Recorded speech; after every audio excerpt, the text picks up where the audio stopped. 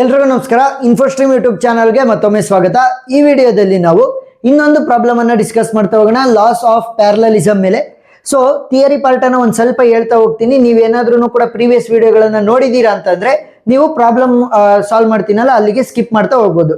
So ಈಗ first law of ಪ್ಯಾರಲಲಿಸಮ್ ಅನ್ನ ನಾನು ಅಪ್ಲೈ ಮಾಡಬೇಕು ಅಂತಂದ್ರೆ 3 ಕಂಡೀಷನ್ ಬರುತ್ತೆ. ಮೊದಲನೇ ಕಂಡೀಷನ್ 2 ಕನ್ಕರೆಂಟ್ ಫೋರ್ಸಸ್ ಇರಬೇಕು. 2 ಕನ್ಕರೆಂಟ್ ಫೋರ್ಸಸ್ಗಳು ನಮಗೆ ಬೇಕಾಗುತ್ತೆ.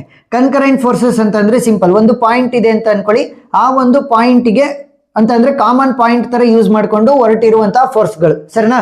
ಆ ಒಂದು ಪಾಯಿಂಟ್ ಅನ್ನ ಕಾಮನ್ ಪಾಯಿಂಟ್ ಆಗಿ ತಗೊಂಡು ಹೊರಟಿರುವಂತಹ ಫೋರ್ಸ್ಗಳು.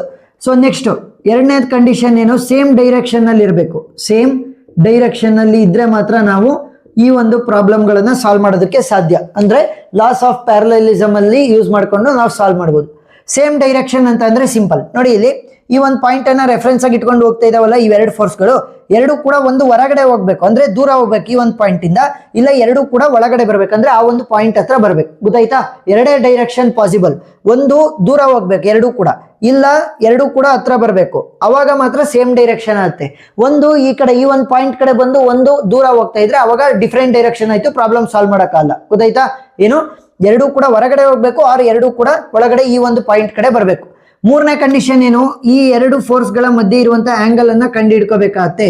So angle between the force must be known. Angle between the forces must be known. ಸರಿನಾ? ಈ 3 ಕಂಡೀಷನ್ ಇದ್ರೆ ಮಾತ್ರ ನಾವು ಯಾವುದೇ ಒಂದು ಪ್ರಾಬ್ಲಮ್ ಕೊಟ್ಟರು ಕೂಡ ನಾವು ಲಾಸ್ ಆಫ್ ಪ್ಯಾರಲಲಿಸಮ್ ಅನ್ನ ಯೂಸ್ ಮಾಡ್ಕೊಂಡು ಸಾಲ್ವ್ ಮಾಡ್ಬೋದು. ಸೊ ಯಾವ ರೀತಿ ಸಾಲ್ವ್ ಮಾಡ್ತೀವಿ ಅಂತಂದ್ರೆ, ಈಗ for example this is force P, this is force Q ಅಂತ ಅನ್ಕೊಳ್ಳಿ. ಸೊ ಇವು ಎರಡಕ್ಕೂ ಕೂಡ ನಾವೇನ್ ಮಾಡ್ತೀವಿ, ಪ್ಯಾರಲಲ್ ಆಗಿ ಡ್ರಾ ಮಾಡ್ತಾ ಹೋಗ್ತೀವಿ. ಈ ಒಂದು ಫೋರ್ಸ್ಗೆ ಪ್ಯಾರಲಲ್, ಈ ಒಂದು ಫೋರ್ಸ್ಗೆ ಪ್ಯಾರಲಲ್ ಆಗು ಕೂಡ ನಾವು ಬರ್ಕೊಂತ ಹೋಗ್ತೀವಿ. ಸೊ ಇವೆರಡು ಫೋರ್ಸ್ಗಳ ಈಕ್ವಲೆಂಟ್ ಅಥವಾ ರಿಸಲ್ಟೆಂಟ್ ಫೋರ್ಸ್ ಅನ್ನ ನಾವು ಆರ್ ಅಂತ ಕರಿತಾ ಹೋಗ್ತೀವಿ. ಈ ಎರಡು ಫೋರ್ಸ್ಗಳ resultant force. Next alpha is the angle between the resultant force and one of the force. ಗೊತ್ತಾಯ್ತಾ? ಏನು, alpha is the angle between resultant force and one of the force, ಇಷ್ಟು ಮಾತ್ರ. Next theta is the angle between P and Q ಅಂತಂದ್ರೆ 2 different concurrent force. ಇಷ್ಟು ನೀಟಾಗಿ ನೆನಪಿರಬೇಕು. Theta is the angle between the 2 concurrent forces. Alpha is the angle between the resultant force and one of the force. P ಇರ್ಬೋದು ಅಥವಾ Q ಇರ್ಬೋದು. ಗೊತ್ತಾಯ್ತಾ? S. So ಇಷ್ಟು basic understanding ಇದ್ರೆ ಸಾಕು, ನಾವು ಪ್ರಾಬ್ಲಮ್ ಅನ್ನ ಸಾಲ್ವ್ ಮಾಡಬಹುದು. ಕ್ವಶನ್ ಏನ್ ಕೇಳ್ತಾ ಇದ್ದಾರೆ, 2 forces of magnitude 100 newton pull and 80 newton push are acting at a point making an angle of 35 degree between them. Find R in magnitude and direction. ಸರಿನಾ? ನಾವು ರಿಸಲ್ಟೆಂಟ್ ಅನ್ನ ಮ್ಯಾಗ್ನಿಟ್ಯೂಡ್ ಅಂತಂದ್ರೆ R value ಕಂಡುಹಿಡಿಬೇಕು, direction ಅಂತ ಅಂದ್ರೆ alpha ವ್ಯಾಲ್ಯೂನ ಕಂಡುಹಿಡಿಬೇಕಾಗತ್ತೆ. So important ಆಗಿ ನಾವು diagram ಅನ್ನ ಬರೀಬೇಕಾಗತ್ತೆ. ಸೊ ಡಯಾಗ್ರಾಮ್ ಅನ್ನ ನೀಟಾಗಿ ನೋಡ್ಕೊಳ್ಳಿ. 2 ಫೋರ್ಸಸ್ ಗಳಿದಾವೆ. ಫಸ್ಟ್ ಗಿವನ್ ಅನ್ನ ಬರ್ಕೊಂತ ಹೋಗೋಣ. 2 ಫೋರ್ಸ್ ಇದೆ. So let me call the 2 forces as P and Q. So P force value ಎಷ್ಟಿದೆ, 100 ನ್ಯೂಟನ್ ಪುಲ್. ಪುಲ್ ಅಂತಂದ್ರೇನು, ಎಳಿತಾ ಇರುವಂತದ್ದು. Next 80 newton push. So push ಅಂತ ಅಂದ್ರೆ ತಳ್ತಾ ಇರುವಂತದ್ದು, ಪುಷ್ ಇದು ಪುಲ್.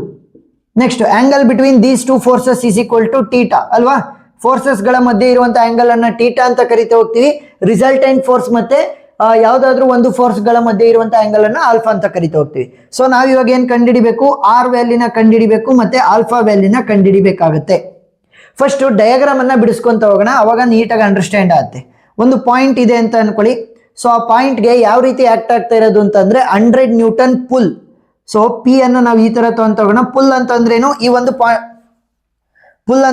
ಈ ಒಂದು ಪಾಯಿಂಟ್ ಇದೆ ಅಂತ ಅನ್ಕೊಳ್ಳಿ. ಸೊ ಇಲ್ಲಿ ಹಿಡ್ಕೊಂಡು ಎಳ್ದಂಗೆ ಆ ಕಡೆ ಕೇಳ್ದಂಗೆ. ಸೊ ಅವಾಗ ಏನಾಗುತ್ತೆ, ಡೈರೆಕ್ಷನ್ ಈ ತರ ಹೋಗ್ತಾ ಹೋಗುತ್ತೆ. ಸರಿನಾ? ಪಿ ಇದು ಡೈರೆಕ್ಷನ್ ಈ ತರ. ನೆಕ್ಸ್ಟ್ ಕ್ಯೂ 80 ನ್ಯೂಟನ್ ಪುಷ್ ಅಂತ ಅಂದ್ರೆ ಈ ಒಂದು ಪಾಯಿಂಟ್ ಕಡೆಗೆ ತಳ್ತಾ ಇರುವಂತದ್ದು. ಸೊ ತಳ್ತಾ ಇರ್ಬೇಕಾದ್ರೆ ಡೈರೆಕ್ಷನ್ ಯಾವ ರೀತಿ ಇರುತ್ತೆ, ಈ ತರ ಡೈರೆಕ್ಷನ್ ಇರುತ್ತೆ. So this is of 80 Newton. So ಇವೆರಡರ ಮಧ್ಯೆ ಇರುವಂತ ಆಂಗಲ್ ಎಷ್ಟು ಅಂತ ಕೊಟ್ಟಿದ್ದಾರೆ, 35 ಡಿಗ್ರಿ ಆಂಗಲ್ ಅಂತ ಕೊಟ್ಟಿದ್ದಾರೆ. ಸರಿನಾ? ಇದಿಲ್ಲ, ಬಟ್ 35 ಡಿಗ್ರಿ ಅಂತ ಬರ್ಕೊಳ್ಳಿ ಅಷ್ಟೇ, ಸಿಂಪಲ್. ಈಗ ಏನಾಗ್ತಾ ಇದೆ, ಈ ಒಂದು ಪಾಯಿಂಟ್ ಅನ್ನ ರೆಫರೆನ್ಸ್ ಆಗಿ ನೀವು ನೋಡ್ತಾ ಹೋದ್ರೆ ಒಂದು ಈ ಕಡೆ ಹೋಗ್ತಾ ಇದೆ ಅಂತಂದ್ರೆ ದೂರ ಹೋಗ್ತಾ ಇದೆ ಈ ಪಾಯಿಂಟ್ ಇಂದ, ಇನ್ನೊಂದು ಫೋರ್ಸ್ ಅದ್ರ ಕಡೆ ಬರ್ತಾ ಇದೆ. ನಾನು ಹೇಳಿದೀನಿ ಸೇಮ್ ಡೈರೆಕ್ಷನ್ ಇದ್ರೆ ಮಾತ್ರ ನಾವು ಸಾಲ್ವ್ ಮಾಡಕ್ಕಾಗದು, ಇಲ್ಲ ಅಂದ್ರೆ ಸಾಲ್ವ್ ಮಾಡಕ್ಕಾಗಲ್ಲ. ಹಾಗಾದ್ರೆ ಇದನ್ನ ಹಂಗೆ ಬಿಡ್ಬೇಕಾ? ನೋ. ಸೊ ಇದನ್ನ ನಾವು ರಿಫೈನ್ ಮಾಡ್ಕೋಬಹುದು. ಯಾವ ರೀತಿ ಅಂದ್ರೆ, ಇಲ್ಲಿ ನಮಗೆ 80 ನ್ಯೂಟನ್ ಫೋರ್ಸ್ ಇದೆಯಲ್ಲ, ಅದನ್ನ ನಾವು ಇದೇ ತರ ತಗೊಂಡ್ಬರ್ಬೋದು ಮುಂದ್ಗಡಿಕೆ. ಸರಿನಾ?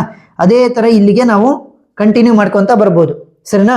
80 ನ್ಯೂಟನ್ ಏನು ಫೋರ್ಸ್ ಇತ್ತು ಅದನ್ನ ನಾವು ಇಲ್ಲಿವರೆಗೂ ಕೂಡ ನಾವು ಪುಷ್ ಮಾಡ್ಕೊಂತ ಬರ್ತೀವಿ. So let me call this as Q, ಸರಿನಾ? ಇದನ್ನ ಕ್ಯೂ ಅಂತ ಕರೆದಿರ್ತೀನಿ. ಪಿ ವ್ಯಾಲ್ಯೂ ಎಷ್ಟು ಅಂತ ಕೊಟ್ಟಿದ್ದಾರೆ, 100 ನ್ಯೂಟನ್ ಪುಲ್, ಸರಿನಾ? So this is Q. So Q ಏನ್ ಮಾಡಿದ್ವಿ, ನಾವು ಪುಷ್ ಮಾಡಿದ್ವಿ. ಈಗ ನೀವು ನೋಡಿದ್ರೆ ಈ ಒಂದು ಪಾಯಿಂಟಿನ ರೆಫರೆನ್ಸ್ ಅಲ್ಲಿ ಈಗ ರಿಫೈನ್ ಆಗಿರುವಂತ 80 ನ್ಯೂಟನ್ ಇದು. ಸೊ ಎರಡು ಕೂಡ ನನಗೆ ಹೊರಗಡೆ ಹೋಗ್ತಾ ಇದ್ದಾವೆ, ದೂರ ಹೋಗ್ತಾ ಇದ್ದಾವೆ. ಸೊ ಸೇಮ್ ಡೈರೆಕ್ಷನ್ ಆದಂಗೆ ಆಯ್ತಾ? ಸೊ ಈಗ ನಾವು ಸಾಲ್ವ್ ಮಾಡ್ಬೋದು. ಯಾವ ರೀತಿ ಸಾಲ್ವ್ ಮಾಡ್ತೀವಿ, ಫಸ್ಟ್ ಇವೆರಡರ ಮಧ್ಯೆ ಇರುವಂತ ಹೊಸ ಆಂಗಲ್ ವ್ಯಾಲ್ಯೂ ಬೇಕಾಗತ್ತೆ. ನೋಡಿ ಇಲ್ಲಿ 100 ನ್ಯೂಟನ್ ಮತ್ತೆ 80 ನ್ಯೂಟನ್ ಮಧ್ಯ ಹಳೆ ವ್ಯಾಲ್ಯೂ ಏನಿತ್ತು 35, ಬಟ್ ಹೊಸ ವ್ಯಾಲ್ಯೂ ಬೇಕು ನಂಗೆ. ಸೊ ನೋಡಿ ಇಲ್ಲಿ ನಾವೇನಾದ್ರೂ ಹಾರಿಜಾಂಟಲ್ ಆಗಿ ಒಂದು ಲೈನ್ ಅನ್ನ ಹಾಕಿದೀವಿ ಅಂತಂದ್ರೆ ಅದ್ರದ್ದು ಟೋಟಲ್ ಆಂಗಲ್ ಎಷ್ಟಾಗಿರುತ್ತೆ, 180 ಡಿಗ್ರಿ ಆಗಿರುತ್ತಲ್ವಾ? ಅದೇ ತರ ಒಂದು ಲೈನ್ ಅನ್ನ ಈ ತರ ಕರ್ವೇಚರ್ ಅಲ್ಲಿ ಇನ್ಕ್ಲೈನ್ ಆಗಿ ನಾನು ಹಾಕಿದೀನಿ. ಸೊ ಅಷ್ಟು ಏನಾಗಿರುತ್ತೆ, ಟೋಟಲ್ 180 ಡಿಗ್ರಿಗೆ ಈಕ್ವಲ್ ಆಗಿರುತ್ತೆ. So 180 degree minus 35 degree. ನೋಡಿ 35 ಇತ್ತಲ್ವಾ? ಸೊ 35 ಅನ್ನ ಮೈನಸ್ ಮಾಡಿದ್ರೆ 180 ಇಂದ ಇನ್ನು ಉಳಿದಿರೋದೆಲ್ಲ ಏನಾಗಿರುತ್ತೆ ನಮ್ಗೆ ಈ ಒಂದು ಹೊಸ ಆಂಗಲ್ ಬಂದಿರುತ್ತೆ. ಸೊ 180 ಮೈನಸ್ 35 ಅಂತಂದ್ರೆ 145 ಡಿಗ್ರಿ, ಸರಿನಾ?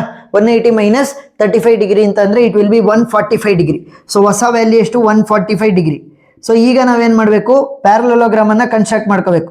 ಸೊ ಇದಕ್ಕೆ ಪ್ಯಾರಲಲ್ ಆಗಿ ಒಂದು ಲೈನು, ನೆಕ್ಸ್ಟ್ ಈ ಒಂದು ಫೋರ್ಸ್ಗೆ ಪ್ಯಾರಲಲ್ ಆಗಿ ಒಂದು ಲೈನ್ ಅನ್ನ ಕ್ರಿಯೇಟ್ ಮಾಡ್ಕೊಂತೀವಿ, ಸರಿನಾ? ಈ ತರ. ಸೊ ಈಗ ರಿಸಲ್ಟೆಂಟ್ ಫೋರ್ಸ್ ಏನಾಗುತ್ತೆ, ಇಲ್ಲಿಂದ ಈ ತರ ಆಕ್ಟ್ ಆಗ್ತಾ ಹೋಗುತ್ತೆ, resultant force R. So next R act ಆಗ್ತಾ ಇದೆಯಾ, ಇವೆರಡರ ಮಧ್ಯೆ ಇರುವಂತಹ ಆಂಗಲ್ ಅಂದ್ರೆ ರಿಸಲ್ಟೆಂಟ್ ಫೋರ್ಸ್ ಮತ್ತೆ ಒನ್ ಆಫ್ ದಿ ಫೋರ್ಸ್ ಮಧ್ಯೆ ಇರುವಂತಹ ಆಂಗಲ್ ಅನ್ನ ನಾವು ಆಲ್ಫಾ ಅಂತ ಕರಿತಾ ಹೋಗ್ತೀವಿ. ಸೊ ಈಗ ರಿಸಲ್ಟೆಂಟ್ ಆರ್ ಮತ್ತೆ ಆಲ್ಫಾ ವ್ಯಾಲ್ಯೂನ ಕಂಡುಹಿಡಿಬೇಕು. ಯಾವ ರೀತಿ, ಸಿಂಪಲ್, ಎರಡು ಫಾರ್ಮುಲಾಗಳು ಬರ್ತವೆ, ಅವೆರಡಕ್ಕೆ ನಾವು ವ್ಯಾಲ್ಯೂಗಳನ್ನ ಸಬ್ಸ್ಟಿಟ್ಯೂಟ್ ಮಾಡ್ತಾ ಹೋದ್ರೆ ವ್ಯಾಲ್ಯೂ ಸಿಗ್ತಾ ಹೋಗುತ್ತೆ, final answer. So resultant R will be equal to root of P square plus Q square plus 2pq cos theta. ಗೊತ್ತಾಯ್ತಾ? ಏನು, P square plus Q square plus 2pq cos theta whole root ಇರಬೇಕು. So R will be equal to root of P value ಎಷ್ಟು ಅಂತ ತಗೊಂಡಿದೀವಿ, 100 newton. So 100 whole square plus Q square ಅಂತಂದ್ರೆ 80 square ಆಗುತ್ತೆ, 80 newton ಅಲ್ವಾ? So 80 square plus 2 into 100 into 80 into cos theta. Theta value ಏನಿರೋದು ನಮಗೆ 145, ಅವ್ರು ಕೊಟ್ಟಿದ್ದು 35, ಆದ್ರೆ ನನಗೆ ಡೈರೆಕ್ಷನ್ ಸೇಮ್ ಇರಲಿಲ್ಲ. ಸೊ ಅದನ್ನ ಮತ್ತೆ ನಾವು ರೆಡಿ ಮಾಡ್ಕೊಂಡಾಗ ಎಷ್ಟಾಯ್ತು, 145 ಡಿಗ್ರಿ ಆಯ್ತು. ಸೊ 145 ಡಿಗ್ರಿನ ನಾವು ಯೂಸ್ ಮಾಡಬೇಕಾಗತ್ತೆ. ಸೊ ಇವಾಗ R will be equal to root of, so ಒಂದೇ ಸಲ ನೀವು ಕ್ಯಾಲ್ಕುಲೇಟರ್ ಅಲ್ಲಿ ಹಾಕಿದ್ರೆ ಫುಲ್ ಮಾರ್ಕ್ಸ್ ಅನ್ನ ಕೊಡಲ್ಲ. ಸೊ ಅದಕ್ಕೋಸ್ಕರ ಆದಷ್ಟು ಸಿಂಪ್ಲಿಫೈ ಮಾಡಿ ಆಮೇಲೆ ಕ್ಯಾಲ್ಕುಲೇಟರ್ ಅಲ್ಲಿ ಹಾಕಿ. 100 ಹೋಲ್ ಪವರ್ 2 ಅಂತಂದ್ರೆ 100 ಸ್ಕ್ವೇರ್ ವ್ಯಾಲ್ಯೂ ಎಷ್ಟಾಗುತ್ತೆ ನಮಗೆ, 10,000 ಆಗುತ್ತೆ.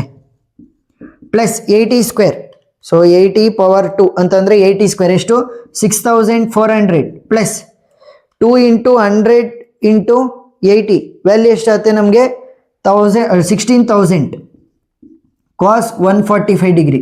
ಸೊ ಈಗ ಇವರಿಬ್ರು ಕೂಡ ಆ್ಯಡ್ ಮಾಡೋಣ, ವ್ಯಾಲ್ಯೂ ಎಷ್ಟಾಗುತ್ತೆ, R will be equal to root of 10,000 plus 6,400 ಅಂತಂದ್ರೆ 16,400 ಪ್ಲಸ್ 16,000 ಕಾಸ್ 145 ಡಿಗ್ರಿ, ಸರಿನಾ? ಸೊ ಈಗ ವ್ಯಾಲ್ಯೂಗಳು ಏನಾಗುತ್ತೆ, R will be equal to root of, ಈಗ ಅಷ್ಟನ್ನು ಕೂಡ ಒಂದೇ ಸಲ ಕ್ಯಾಲ್ಕುಲೇಟರ್ ಹಾಕಿ, 16,400 plus 1600 cos 145. So multiplication symbol ಹಾಕುವಂತ ಅವಶ್ಯಕತೆ ಏನಿಲ್ಲ, ಕಾಸ್ ಅನ್ನ ಪ್ರೆಸ್ ಮಾಡಿ 145 ಅನ್ನ ಪ್ರೆಸ್ ಮಾಡಿ ಅಷ್ಟೇ. ಸೊ ಅಷ್ಟು ವ್ಯಾಲ್ಯೂ ಬರುತ್ತೆ, ಎಷ್ಟು ಬಂತು, 1508935673. ಸೊ 15,089.35673. ಸೊ ಈಗ ಏನ್ ಮಾಡೋಣ, ರೂಟ್ ಅನ್ನ ಅಪ್ಲೈ ಮಾಡ್ತಾ ಹೋಗೋಣ. Root of 15,089.35673. ಸೊ ವ್ಯಾಲ್ಯೂ ಎಷ್ಟಾಗುತ್ತೆ ನಮಗೆ, resultant R will be equal to 122.83 newton, ಸರಿನಾ? ನಮಗೆ ಇತ್ತು ಎಷ್ಟದು, 122.83 ನ್ಯೂಟನ್. ನೆಕ್ಸ್ಟ್ ಏನನ್ನ ಕ್ಯಾಲ್ಕುಲೇಟ್ ಮಾಡಬೇಕು, ಆಲ್ಫಾ ವ್ಯಾಲ್ಯೂ. ಆಮೇಲೆ ಇನ್ನೊಂದು ನೆನಪಿರ್ಲಿ, ಈ SI ಯೂನಿಟ್ ಬರೀದೇ ಇದ್ರೆ ನಿಮಗೆ ಹಾಫ್ ಮಾರ್ಕ್ಸ್ ಅನ್ನ ಕಡಿತಾರೆ, ಅಂತಂದ್ರೆ 0.5 ಮಾರ್ಕ್ಸ್ ಅನ್ನ ತೆಗಿತಾರೆ. ಸೊ ವೆರಿ ಇಂಪಾರ್ಟೆಂಟ್ ಈ ಒಂದು SI ಯೂನಿಟ್ ಅನ್ನ ಬರೀಬೇಕು. ನೆಕ್ಸ್ಟ್ ಏನ್ ಕ್ಯಾಲ್ಕುಲೇಟ್ ಮಾಡ್ತಾ ಹೋಗೋಣ, alpha value. So alpha very easy, alpha will be equal to tan inverse of q sin theta whole divided by p plus q sin cos theta, ಸರಿನಾ?